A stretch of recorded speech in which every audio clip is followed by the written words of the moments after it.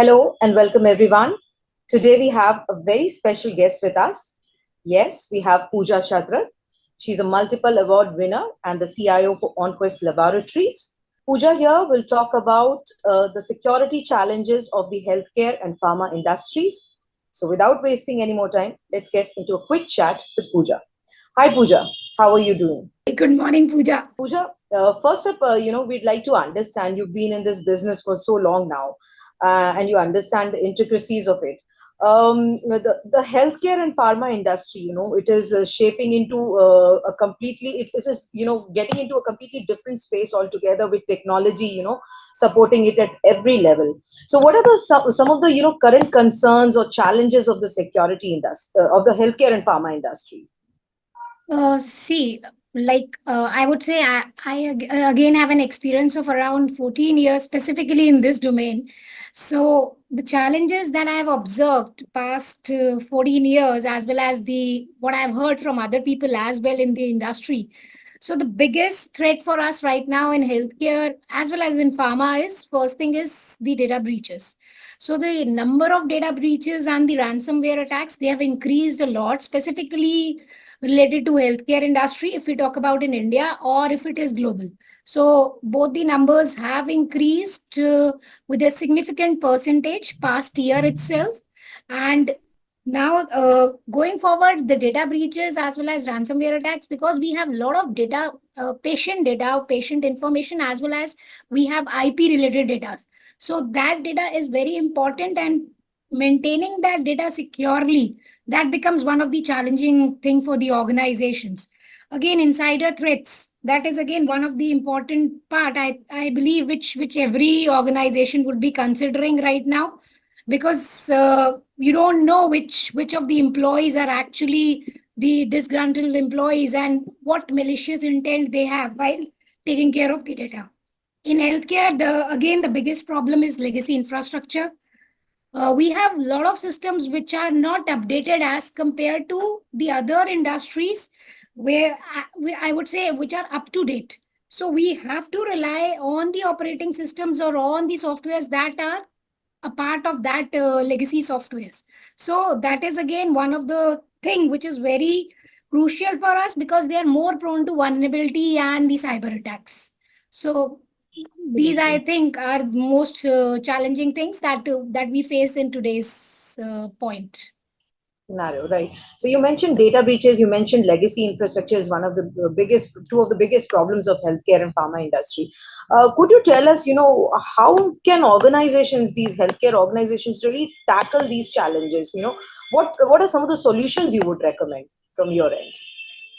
See, I'll just go step by step upon the points that we just discussed. So, for first, if we talk about data security, so first, yes, we need to we need to implement robust access controls inside the organizations. This would start with basic things, which is strong password policies, multi-factor authentications, restrict access to the data which is not required by the people in the by the employees. So that could be one of the things. Data encryption plays a very important role, because we have some important data which has to be taken care of. Then there are regular security audits. One is related to the compliances that we already have, and next it is related to the penetration testing that we can do proactively, so that we have a control on our systems. We could identify vulnerabilities in the system and the processes, so that we are more proactive as compared to the reactive approach, I would say. And most important would be the employee training. So training of the staff, that includes telling them about the best practices, making them aware about the phishing attacks, how they can actually identify and report suspicious activities to the IT. So these are some of the important steps which we can take related to data security. Then if I talk about mitigating insider threats, then the important parts is while we HR plays a very important role in that. So once we are getting in any of the employees on the payroll, there should be a thorough background checks that could be done on this. Internally, what IT can do is they can monitor employee activities. So they can have a basically behavioral analysis tools. They play a very important role in this, and We can we can just suspect if any of the uh, suspicious activities are going, so we can indicate it to the management as well as the HODs to have a corrective actions that can be taken care of. In health, again, in healthcare and pharma, we work with a lot of third party vendors. So securing their posture, their applications, that maintains that again is a very one of the critical points. We should have contracts wherein the agreement says that they have to take care of the security posture. So if I talk about my current role also in OnQuest also, I have changed almost all the contracts with my agreements to maintain a relationship wherein it is clear that what is their responsibility related to data security and what is the responsibility of the customer. So that has to be there. Then when while we are sharing the data, because as we are using a lot of third party tools, so while sharing the data, we need to make sure that the data is encrypted, it is being used in the right manner. If the is not to be continued, it should be removed. So again, and this would be important also because going forward, if DPDPA comes in, which is on the verge of coming in, this would play a very important role wherein how we are sharing the data. So these are some of the things. And legacy systems I just talked about. So we have to try to talk to our vendors, and we should try to get it upgraded as much as possible, because these are one of the things which are very important for healthcare. If I talk about healthcare, if I talk about pharma, we are lot many things dependent on the machines.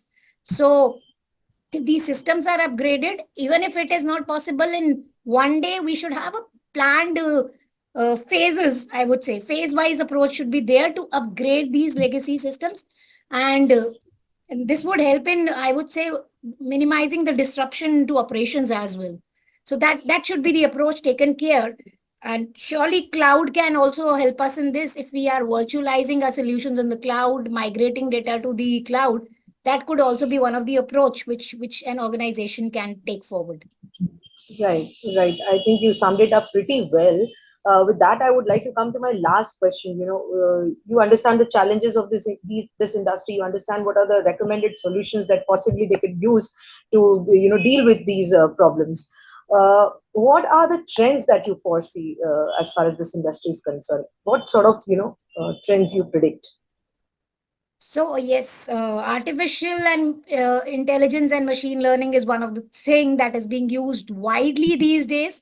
So yes, this AI and ML can surely help us in analyzing vast amount of our data. They can identify patterns and anomalies, which might indicate a security breach and help the organization to detect the threats faster.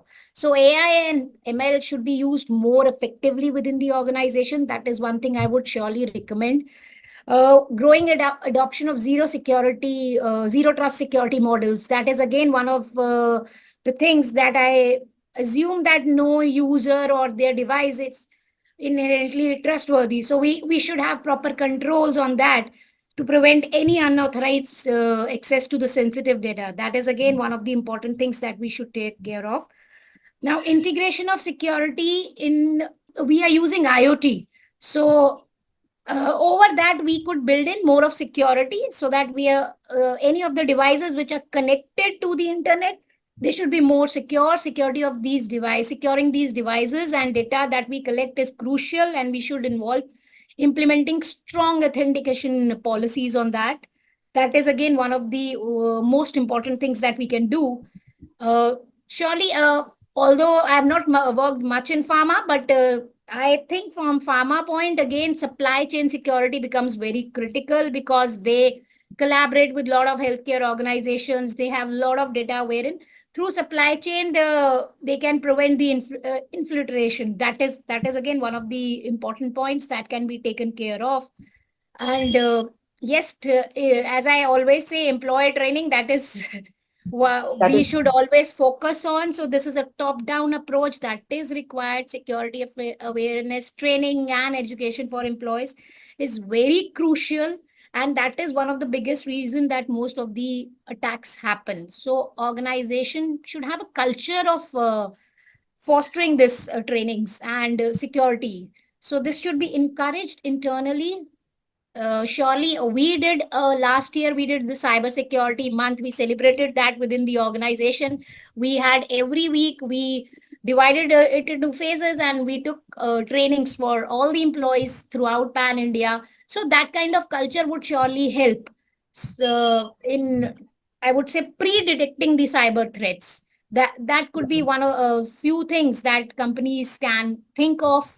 Regulatory bodies having discussion with them, following the compliances, security regulations. That is again very important. And in case if any of the breaches happen, surely it should be reported on time, so that we can get help from the organizations on time. So these could be some of the things that we should follow, and these would be trends which will help us going forward also, uh, take care of our things more proactively. Right, right. Thank you so much, Pooja. Thank you for shedding light on this very vital and important topic. We loved having this chat with you. Thank you once again. Same here. Thank you so much, Pooja. It was lovely talking to you.